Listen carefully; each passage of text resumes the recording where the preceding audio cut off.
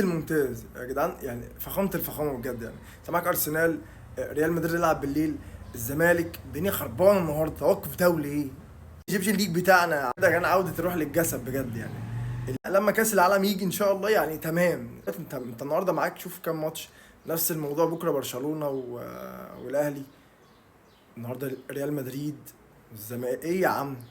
سيناريو غريب يعني. رغم النقص العددي ريال مدريد يفوز 2-1.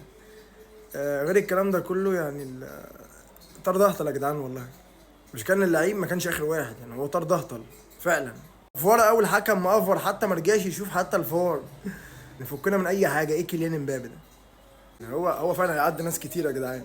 طول الماتش يعني فينيسيوس مش موجود، يعني كيليان بيلعب لوحده. تخيل كده معاه امبابي لو كان في مثلا في برشلونه، لامين يامال بيخدم عليه، المدرب بتاعه هانز فليك. يعني تخيل بس كده معاه المنظر. رسميا رحيل كابتن محمود الخطيب عن الاهلي. مين بقى الانسب دلوقتي؟ كابتن محمود الخطيب يعني حرفيا يعني كلمة الاحترام والأدب. ما حدش يختلف عليه، أهلاوي زملكاوي اسماعيلاوي أيا كان، ما حدش يختلف إنه شخصية محترمة جدا. وبستوعب الناس الزملكاويه اللي بتشتمه. يا ابني يعني ولا عمره غلط فيك، ولا عمره اتكلم عليك أصلا. المهم دلوقتي مين الأنسب لقيادة الأهلي بعد كابتن محمود الخطيب؟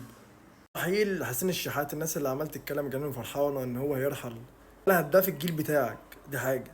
والله يا حسين الشحات لو في فورمته يقعد أي حد عندك. اهم لعيبه عندك اخر كام سنه.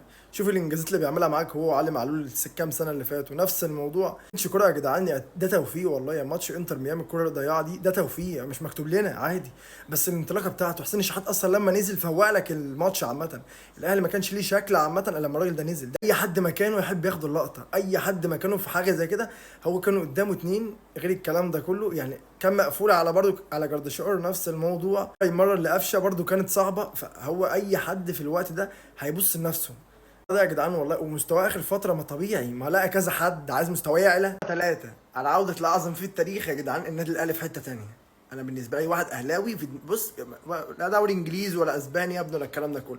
احنا بنتابعهم بس النادي الاهلي في حته تانية عندنا من الاخر. لذلك النادي الاهلي، فانت مجرد ما بتعرف ان النادي الاهلي لعب النهارده فحرفيا يا بص يومك رمان بلي. ما تناقشنيش. النادي الاهلي والزمالك في حته تانية. اي واحد بيشجع الاثنين اسالهم، الاثنين عندهم في حته تانية. او بنشجع دوري انجليزي واسباني والماني وايطالي بس الاثنين في حته تانية.